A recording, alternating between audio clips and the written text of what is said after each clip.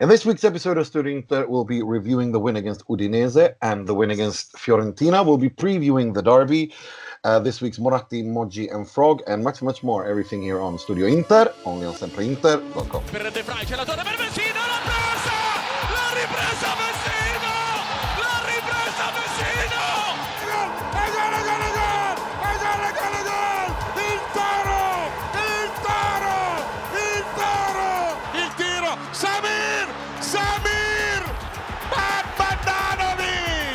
Recupera Brozovic, andiamo in contropiede, la porta è vuota, tira, attenzione, e gol, e gol! Benvenuti, bentornati to another edition of Studio Inter. I'm your host Nima, Tavallaey, wishing you to a new week where Inter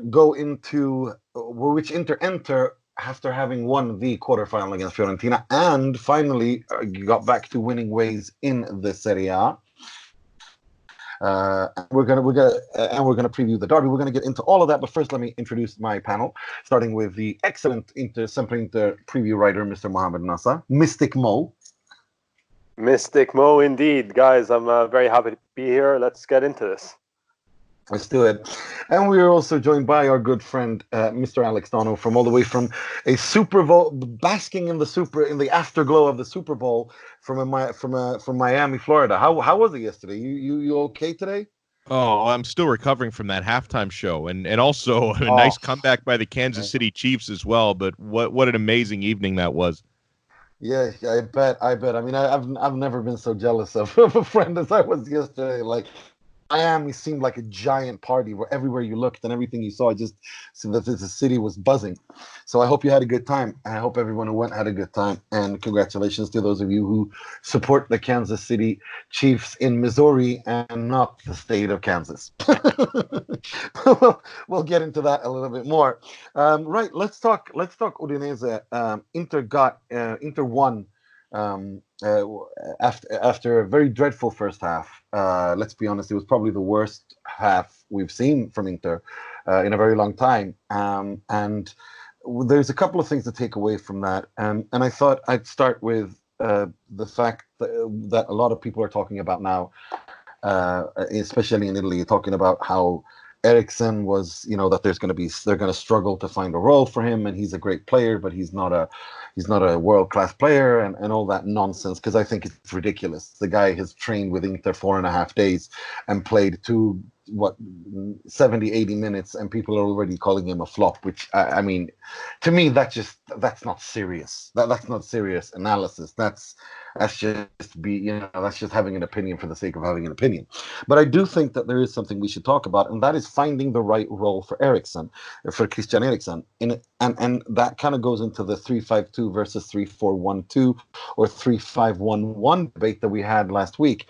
And I want to pick your brain a little bit, Mo, where now that you've seen him a little bit more, now that you've seen almost 90 minutes almost of him, why do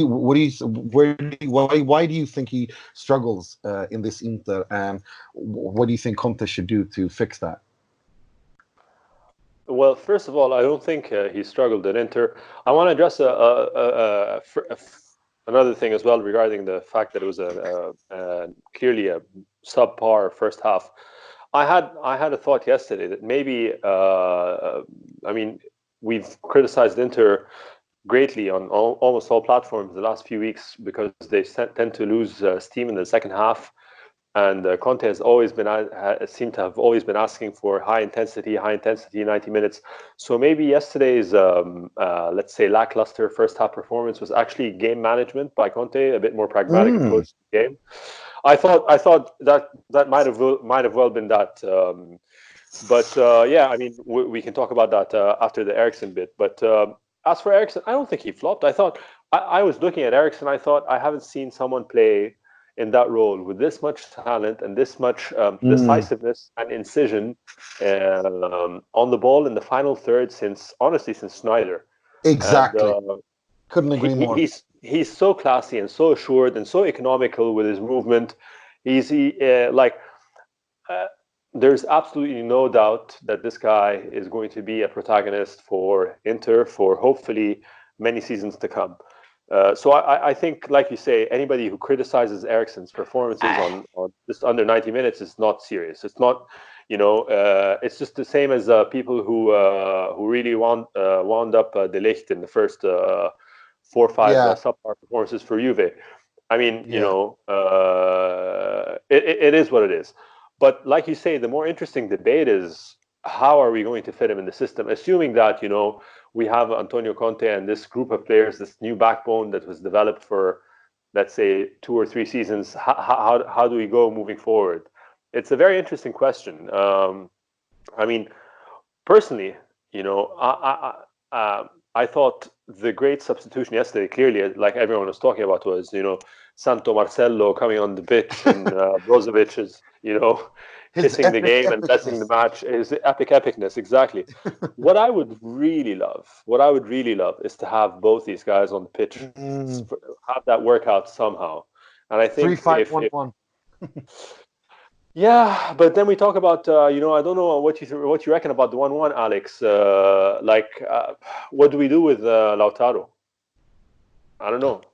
Yeah, I think that's the big question for me, guys, is that, for at least in the short term, it's hard for me to think about benching either one of Lukaku and Lautaro. It is, and obviously it's a good problem to have when you're talking about 3 great players in Eriksen, Lautaro, and Lukaku, and who would bench who. It's why I think maybe for the short term, I'm a bigger proponent of the 3-4-1-2 idea. To give Eriksen a shot as sort of the trequartista playing behind 2 strikers and maybe seeing how that works out. But I co-sign on everything that Mo said as far as Eriksen. It's like, how can anyone really judge him off of that one performance? First performance from the start in an Inter shirt.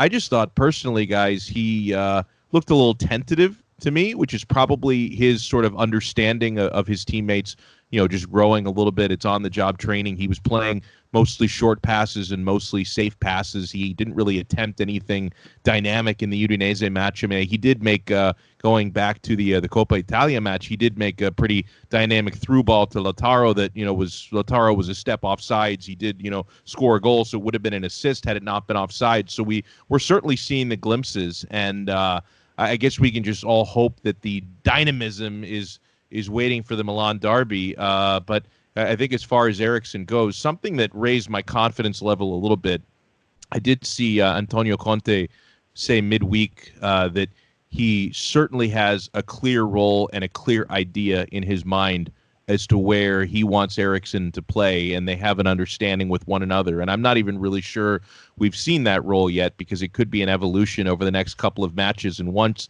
the players that are injured get healthy again, or a player like Lautaro who's suspended returns to the fold, I think that's when we're going to truly see the plan come to fruition. I couldn't agree more, and I thought it was really interesting to see how what Conte said yesterday after the game, where he said that, look, I never do this with players. I never just throw them into the deep end when they're not ready to play in a system, and I did this with Eriksen, and I think he did really well. The guy's been with us for 5 days, so that was to a question about how he judged Eriksen's performance, and I thought that was just so spot on. There's one thing about Antonio Conte that you can't, he's very like him and Gattuso, the character where they don't mess about. They just say exactly what's on their mind, and they don't talk like Spalletti does in metaphors and stuff like that. He just said it. With us for do this. I did this because I had to, and I can't be disappointed. I think he did really well. I mean, that to me is how a person who understands football talks. Someone who's a professional in the business talks. Because 5 days, and to play in a system, in a role in a system that he's never played before, training with a manager that he's never trained before, a new country. It's not serious to make any sort of judgment on him right now. As for what you said, Alex, I thought that was a really interesting point because I noticed I reacted to that as well. Because if there's one thing we can't accuse Conte of, it's that he doesn't know what he wants. He knows exactly what he wants, and this clarity that he has with the players is, I think, his biggest strength as a coach. he's very clear with what he wants and what he expects from every single player on that team. And either they buy into it and they stay and they are successful, or they don't and they leave. And I think that, for good or for worse, that for good or for bad, I think that is a good thing to have, a sort of clarity. And I'm really happy that so far, at least, knock on wood, this is something that you can see from Zhang via Marotta all the way down to Conte. They're very clear. Everyone is very clear on their roles, and that's good. That can only be we may disagree on the decisions they make, but at least there is a clarity in the chain of command, and everyone is moving in the same direction. I personally giggled a little bit when he was speaking about Lukaku, saying that he's happy that he insisted on Inter signing him. I thought that was a classic little narcissistic comment from Conte there that I enjoyed a little bit. But I mean, speaking to that, like you said, I want to talk about that, Mo, because that was a really interesting point you raised. That we've criticized Inter about that, how great they are in the beginning of games, but that they die out towards the end. Yesterday against Udinese was exactly like you say. It was a 180-degree difference in scenario. Inter were very slow. They started pretty okay, maybe the first 5 minutes, but then they really struggled. Udinese, we got to give them credit, they did absolutely brilliantly. But then Inter, when they brought in his epicness, they started playing.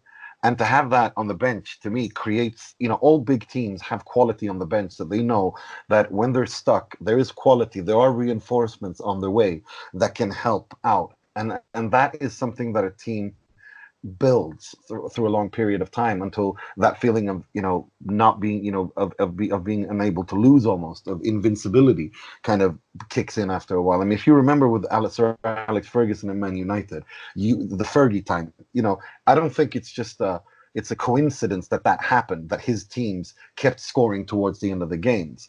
That is something that a team builds through a long period of time, and I think Inter are finally building on that, and that can only Mo.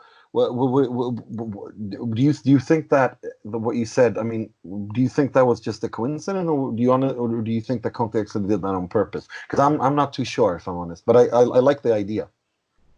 I think like you alluded to earlier, I think nothing that happens with Inter is not on purpose, especially when it comes to output and attitude. I think everything is studied. So I'd like to think that, not that he said, guys, take your foot off the gas, we don't want to score in the first half, take it easy, No, I probably said, conserve your energy, be cognizant of the fact that in the last three draws, it always happened around the 75th minute.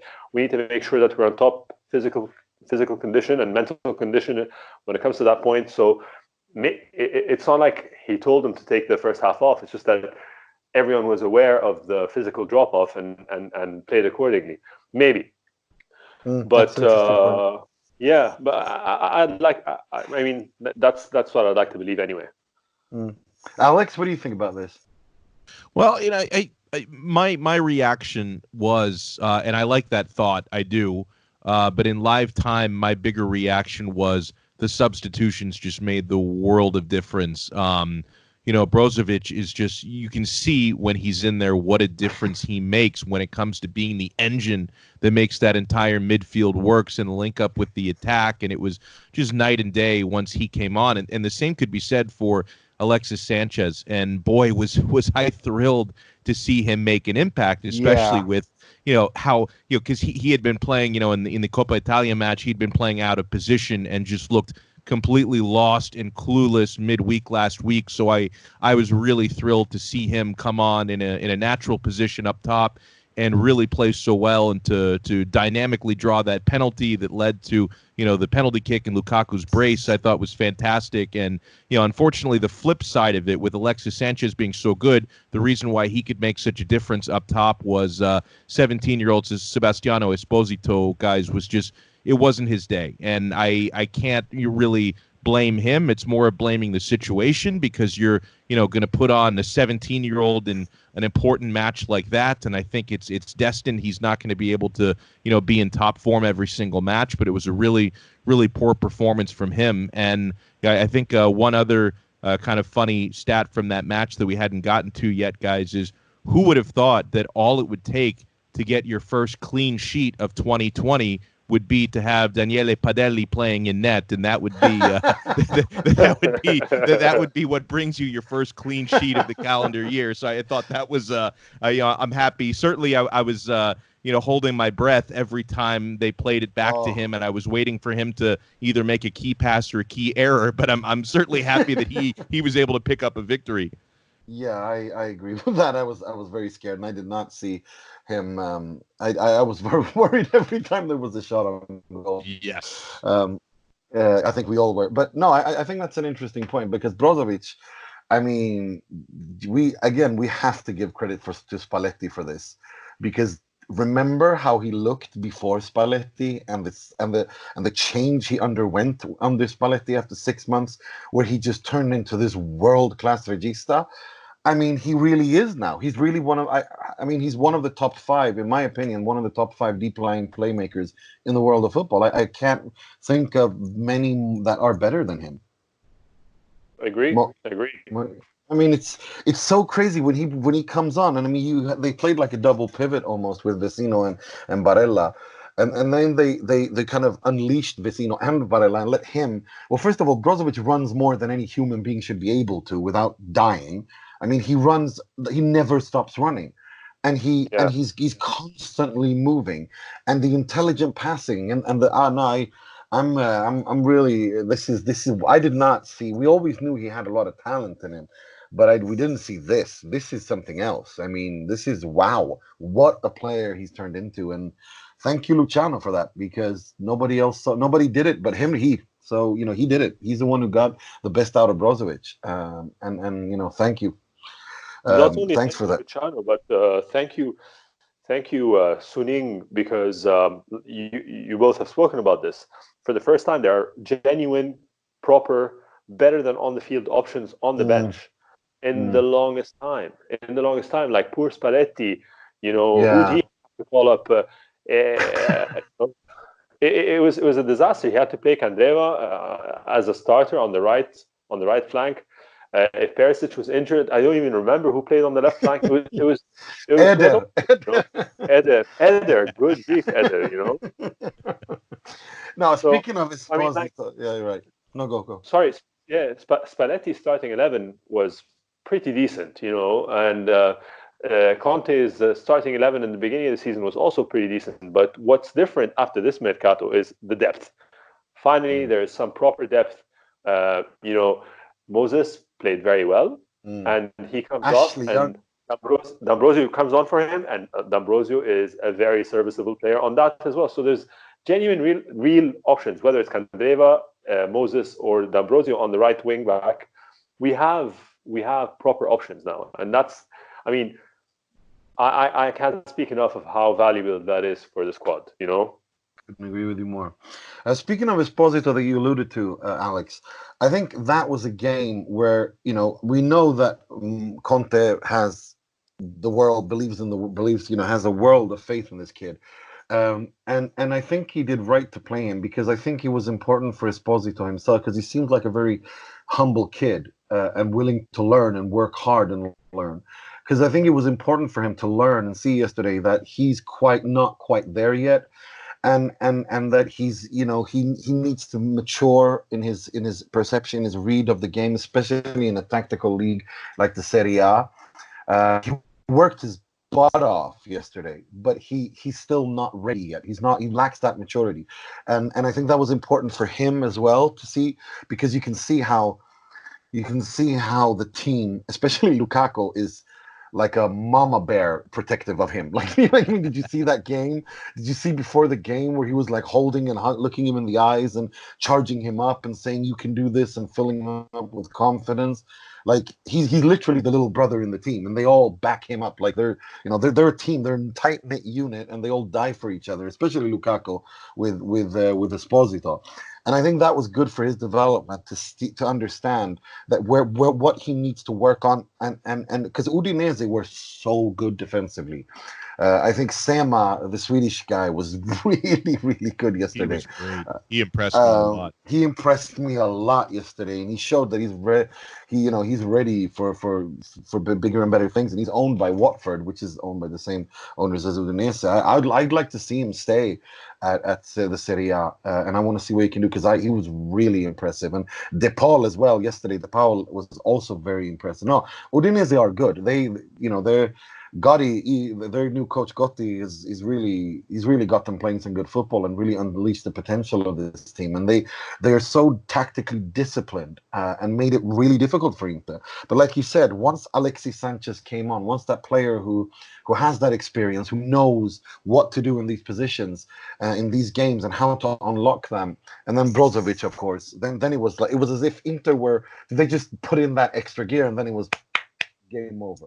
And that is something we have not seen from Inter in a very long time, and it was very, very good to see. Very good to see. But if we just briefly talk about the Coppa Italia game against Fiorentina, what do you remember what do you take away the most from that game, Alex? Well, first of all, I know that you praise Mo for being the mystic one, but I believe I am the one who predicted a 2-1 victory with Nicolo Barella netting the game-winning goal, and so I'll give myself a pat on the back. And he was really my number one takeaway from that game against Fiorentina. Barella was just exquisite. I mean, he an absolute maestro in the midfield. I mean, I would, for my money, it was his best performance in an Inter shirt. And going back to that one, I was just so happy to see the tide turn away. And yes, they did score first and give up an equalizer, so they fell into that pattern. But to be able to break through and get the game winner in the second half, I thought was excellent. And I know that Romelu Lukaku spoke after that match and said that, I think it was at some point between that match and the Udinese match, he said that it really helped give us the confidence, getting the 2-1 winner in that game, because they were in a rut before that. I mean, in their previous 3 Serie A matches, it had been all 1-1 draws, scoring early and conceding late. So that can really do a number on your confidence. And just from a big picture standpoint, I'm happy to see so far Inter doing well in Coppa Italia. They've got now the 2-legged semifinal with Napoli coming up. I think it starts early in March, if I'm not mistaken. And because, guys, I think this is it's an important trophy. I think any opportunity at a trophy is important, because I think if we come away from this season, it's not to say that I'm expecting to win a Scudetto. I'm certainly not. It's not to say that I'm expecting to win Europa League, even though there are people putting some buzz behind that. And I'm not expecting to win, a mini treble with, Coppa Italia, Europa League, and Scudetto, nothing like that. But I think to be able to take away one trophy out of those 3, I think is very important for the first year of Conte's project. I'm not sure if I would go as far as to say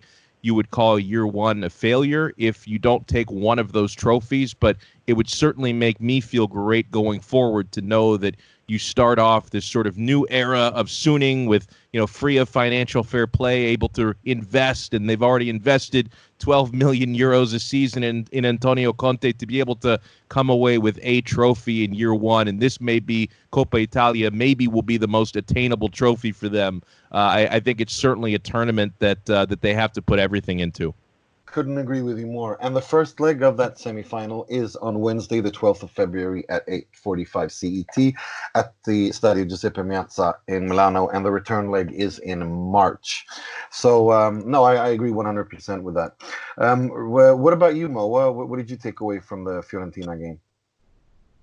No, once again, I resent speaking after Alex, because he so eloquently verbalizes everything I wanted to say. No, I think like the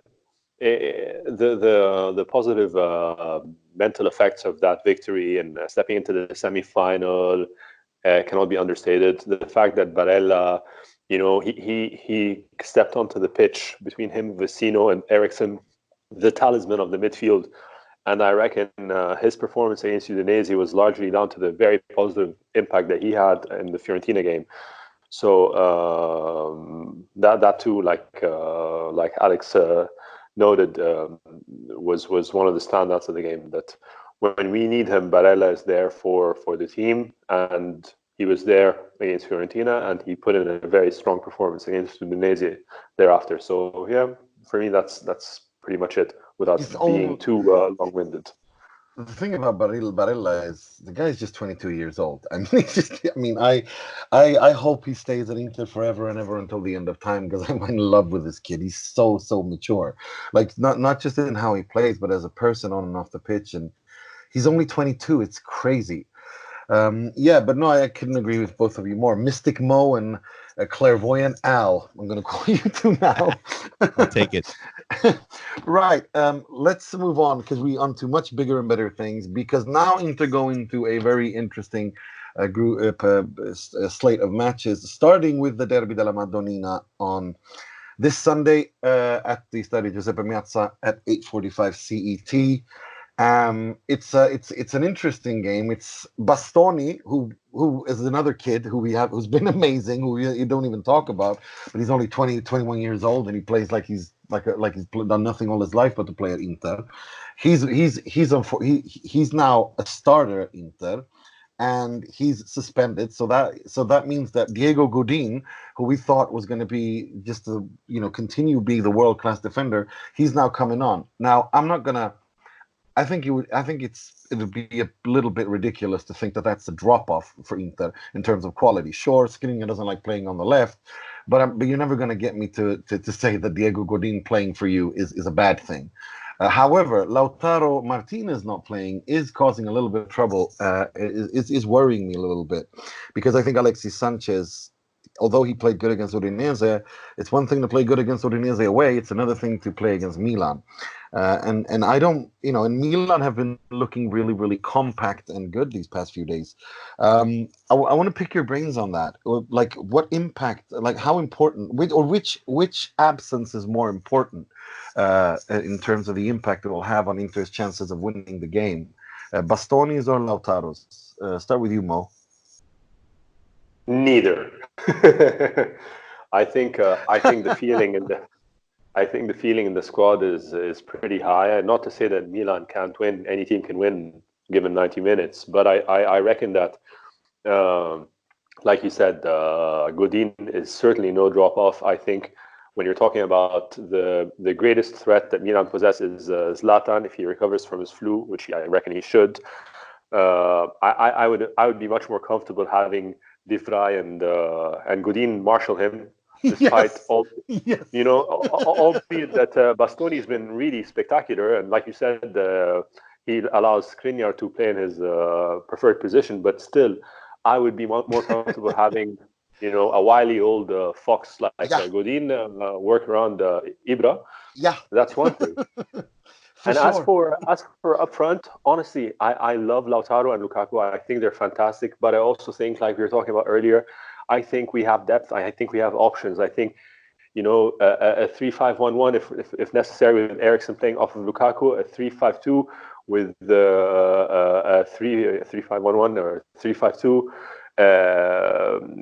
with Alexis playing next to Lukaku and Eriksen behind them. I think they're all very, very good options. I think Eriksen and Alexis will probably fare very well together, along with Lukaku, because of the runs that that Alexis makes, picking up, allowing Eriksen to pick him up with his through balls. So I think, look, we're going to miss Lautaro and we're sad for Bastoni, but at the end of the day, this is a very good team. So, it is what it is. What about you, Alex? Where are you on this? Like, are you with Mo that there's either way it doesn't matter, or are you a little bit, or are you a little bit with me there that Lautaro is going to be? Because I think he's been so far in the derbies. He is the derby man. I mean, he comes alive in these games, and the past 2-3 derbies, he's been man of the match. Yeah, especially I go back to the second derby of 2018-2019. I think it was in March of last year. He was fantastic. He really rose to the occasion. Certainly between his absence and Bastoni's absence, I would say Lautaro the one that Inter will miss more. I am cautiously optimistic for Alexis because, I know that in so much of just him being the butt of so many jokes, a lot of that just ties into his struggles at Manchester United. And yeah, he's been injury plagued throughout this season at Inter, but assuming he's healthy, this guy can still be a dangerous player. I mean, I know that Man United fans will flood everyone's social media mentions with just how poor this guy is and how finished he is. But I mean, I watched him 7-8 months ago representing Chile at Copa America, and he looked really dynamic, guys. So you can't tell me he's that far removed from that form. I know he's capable of great things. I'll be completely honest. The absence that worries me most, assuming he doesn't make a miraculous recovery. I know he's trying for it, but another game potentially without Samir Handanovic. I think this is the one, guys, where I would worry. I know we've seen conflicting reports on when he might return. I read 3-4 weeks in most places, but I did see an Italian report earlier today saying that he's doing whatever he can to try to be back for the derby. But if I assume he's not back, then it's one thing for Padelli to be facing a couple of shots on target from Udinese. Now you have a guy, assuming he's free from his flu, Zlatan, coming after him and taking shots and testing him, and Theo Hernandez, who I rate very highly, potentially putting in some offense. That's in a game like this is when I would really, really worry, and I really hope this does not come down to Inter playing a dominant match but losing because of silly goaltending mistakes. That I think that's honestly what worries me the most. That, and also I'm with you 100%. That and the fact that Nassar. I've watched a lot of Milan, and this kid can play. He's exactly the kind of midfielder that Milan have missed for since Pirlo, pretty much. I'm not saying he's as good as Pirlo, but he's the type of midfielder that they've not had for a decade, and they really need. And he knows how to organize and direct the midfield. He's very, very good. And I think it will be real. That's where it's going to be. I mean, it's Brozovic versus Benacer. That's where this is going to be decided. Because I think Theo Hernandez is probably one of the best probably the best left fullback in the Serie A since coming. But I mean, in terms of overall quality, Inter have a better side, no doubt about it. But better sides. This is the derby logic. This is like almost like a cup final. And you have that man there, Ibra, who can win these games on his own. He always does well against Inter. Brozovic. I hope Brozovic and Handanovic are nursed back into health, because we need them. Inter need them. Inter can't go start the game. I think if Inter were to play the 3-4-1-2 with Vecino and Barella, that scares me. That really scares me. What about you, Mo? Yeah, no, I agree. For once, I have to side with you guys on the Handanovic debate. I think Padelli is more than a serviceable goalkeeper. But again, this goes back to what I always say about Handanovic. I think he's a world-class goalkeeper. I rate him highly. I just think that his errors are, haven't been addressed. That's my only problem with him. But as you guys have said, if we're going to talk about the most crucial absence or absentee, it's probably Handanovic. And Benacer is a lovely player. I'm Egyptian, so I'm not allowed to compliment Algerians. It goes against my religion. But I also think that as a midfield module altogether, one guy out of 3 or 4 in Milan isn't going to be enough. If like you said, if it's Barella and Brozovic with Eriksen, or Barella and Brozovic with Vecino, regardless of however Conte lines the midfield module up, I think I'm not worried about Milan. I'm worried about the derby. You know what I mean? Like you said, the derby knows it's a cup final. The derby knows no logic. So I'm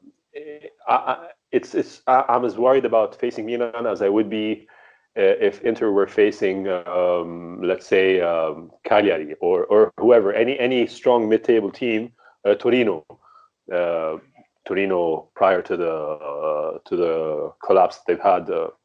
But yeah, the concern is the derby. But a home derby, I don't remember. I don't remember many of those not going well, not going in our favor in the last few years. So by and large, I think, logic will prevail. We're putting the era of Pazza Inter behind us. So this is one of those moments where a reason and logic and proper quality is going to hopefully come out winning. Yeah, I hope you're right. I know we don't. We're not going to do predictions because I'm too superstitious when it comes to the derby. Fair enough. I'm fine with that. Sorry. I'm superstitious as well. No, I appreciate it. I don't want to do that because I especially these games that we're too close. I mean, as much as we think about it and zoom out, we're too close. But May I just say one thing? Sorry, Nima. Sorry. Yeah, go. There is no other match in the world like the derby. Like, honestly, you can't tell me a Classico or like the Merseyside derby or the Manchester derby. Honestly, there's not even the Derby d'Italia. No. This is different. Even in the most dire of straits that Milan find themselves in, the fact that the stadium is shared, the iconic red and black and the blue and black, there's nothing like this game. This is my favorite match of the entire footballing calendar. Me too. And it's exactly like you said. And when it's at home, like when it's an Inter game and the entire Piazza is black and blue, it's like it gives me chills. The tifo and the Curva Sud replying. It's just I love this game. Me too. I love, and it is my favorite as well because it's also because of the history where this game has been a game where both of these teams wanted to win. They both went out there to win it. This was never a game that either side ever, as long as we've watched it and we've grown up. This was the game where you go out there and you win it.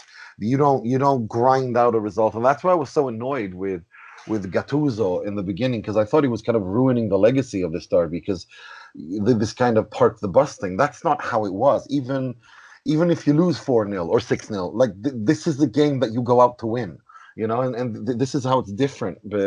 This derby in terms of other city derbies. I agree. It really reflects the city of Milan. It is flamboyant. It's superstar. It's La Scala. It's La Scala del Calcio. And you go out there and you try to win it by playing football and entertaining and showing that you're better in all in every aspect. And that's what's so beautiful about this derby.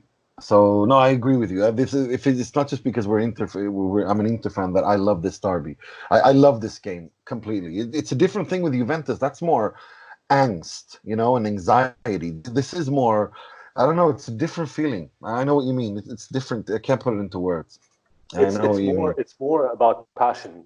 And one thing, a good game. The Juve game is, like you said, it's just a lot of animosity. I really, really freaking hate Juve, but I don't hate Milan. I love the same. Exactly. I'm with you 100% on that. I don't hate Milan. I hate Juve, but I don't hate Milan. Yeah. But you know what I mean? Like, we don't hate, but you know what I mean? Like, it's like Juve, there's more animosity. This is more prestige and passion and to, it's like, I know what you mean. I know exactly what you mean. It's hard to explain. I've tried explaining it, but it's other people. Like this is just about un spettacolo, as Italians say. This is the Italian calendar showing itself off from its prettiest side. There's never any pre-match drama. Everyone's in a good mood. You're nervous for sure, but just the atmosphere around it. You don't even need policemen there. There's literally no need for them. I've been to about 8-9 derbies. You don't need any policemen there. Everyone, since these curvas, because of the fact that a family of 4, you have 2 Interisti and 2 Milanisti, and they go to the derby together as a family, and they rip the piss out of each other if depending on who wins. It really is. This is the city of Milan and how people there are, and I'm just so happy that. I just can't wait. I'm so excited for this game, and I want to be entertained. I want the drama. I want the goals. I want the spectacular goals. I want like you said, the San Siro exploding. Now and it should always be played on a Sunday night. That's just how it is.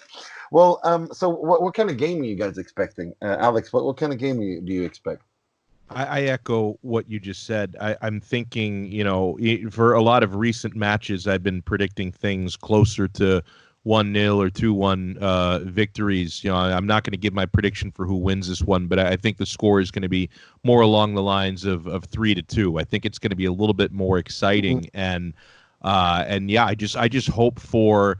I hope the pacing is 300 or 400 steps up from what we saw in the first half against Udinese. I think that this is going to be the sort of game where both teams try to ramp up that intensity for 90 minutes, not slowly build towards it. And yeah, I also want to note and this is always an important match, seemingly no matter where either club is on the table, but this is a really important one for both clubs. I mean, in the case of Inter, what we thought, a couple months ago was potentially sort of a two-team race for the Scudetto has become, at least on paper, a three-team race with what Lazio has been doing. So Inter need to not only keep pace, right behind Juventus, but also try and fend off Lazio as well. And then, for Milan, you wouldn't have thought this a few weeks back, but now they're, back in contention, maybe not so much for top four, but at least for top six in Europa League. And if they were to pull off a victory against Inter, that's the sort of thing that could spark a big run throughout the spring. So I think there's really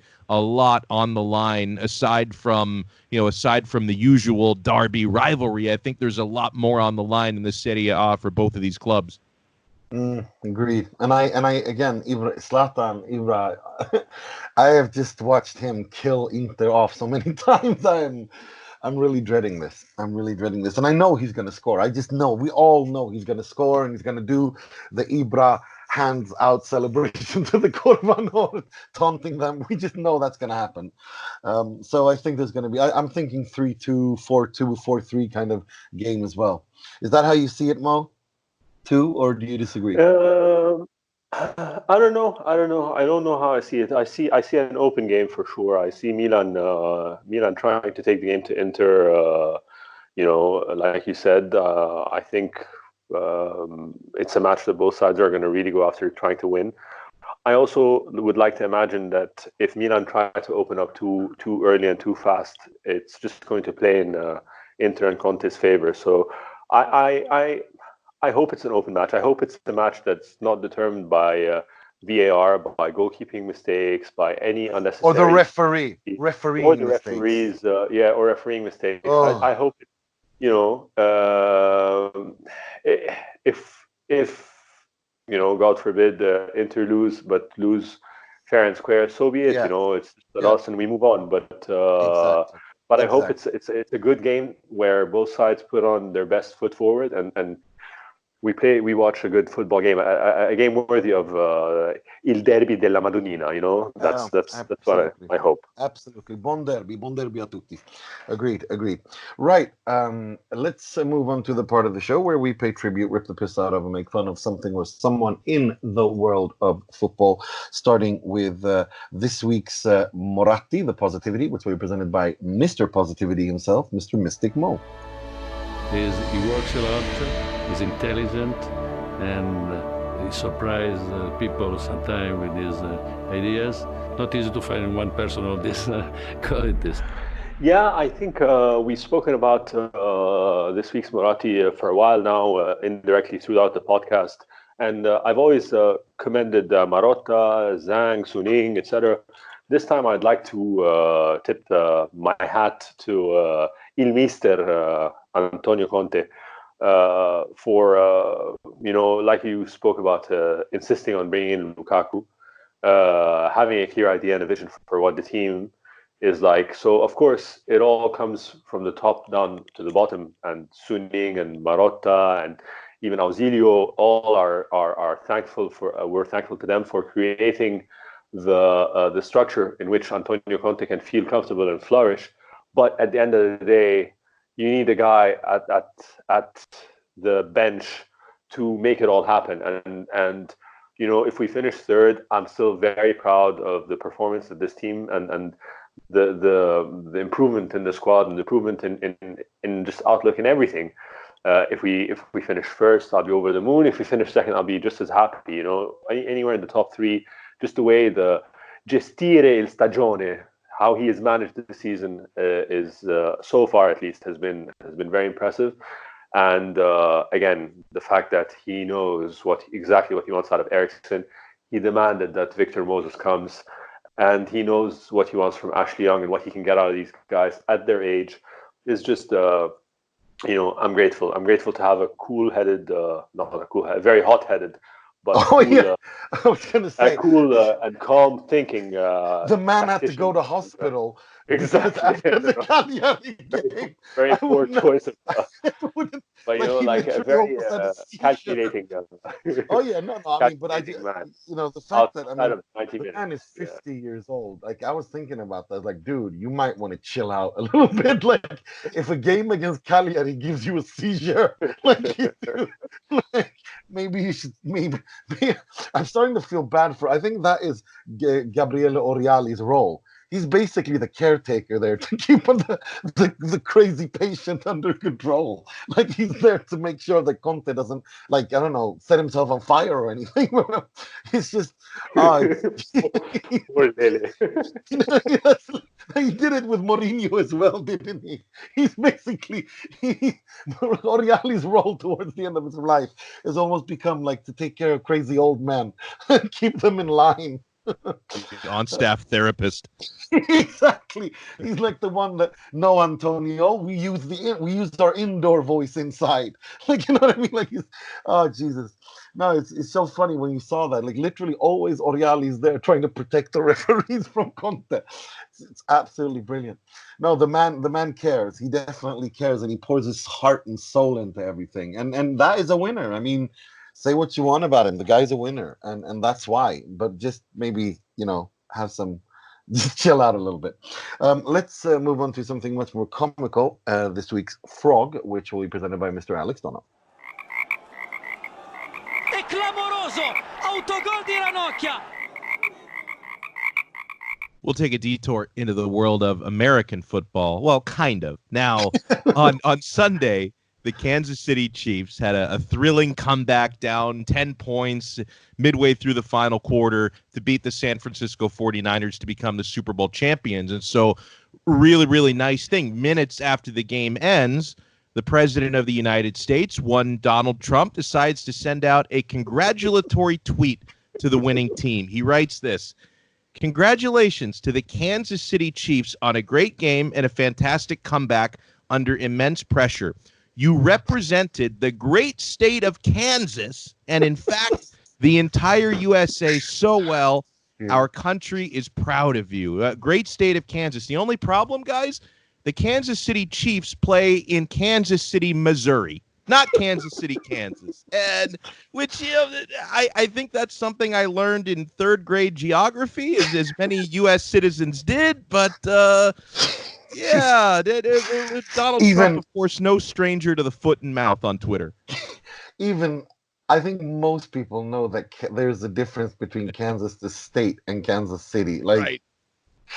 That is, I laughed a lot when I saw that.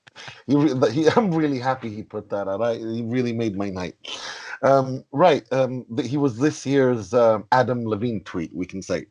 Yes. and the funny thing about that was, guys, I kid you not, I when I was on Twitter last night, I was following Tancredi Palmieri very closely to see if because he's the one who sent out the infamous Adam Levine tweet from last year. So I had his account just checking it every 10, 15 minutes to see if he would have another great bomb. He had a couple of funny things during the halftime show, but nothing like last year. No.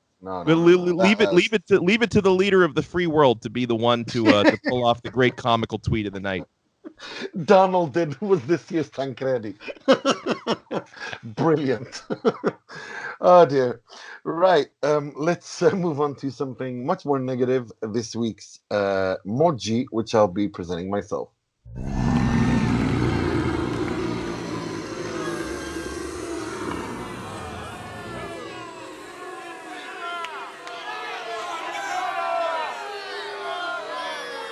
So, Mr. Zdenek Zeman was interviewed, the former coach Zeman, obviously known for his Roma side, his Foggia side, even before that, for bringing Pescara and actually launching Insigne, Immobile, and Verratti's career, as he did with Francesco Totti once upon a time.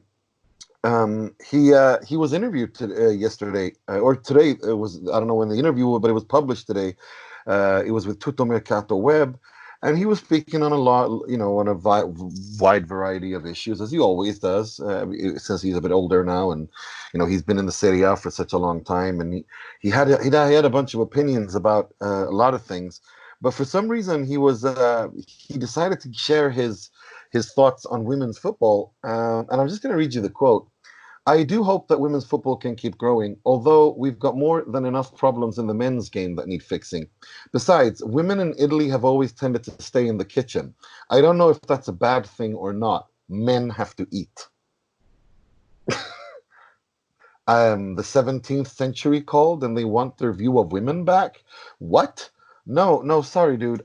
Please, no. No, men can cook their own damn food. Actually, men are pretty damn good chefs, most of them.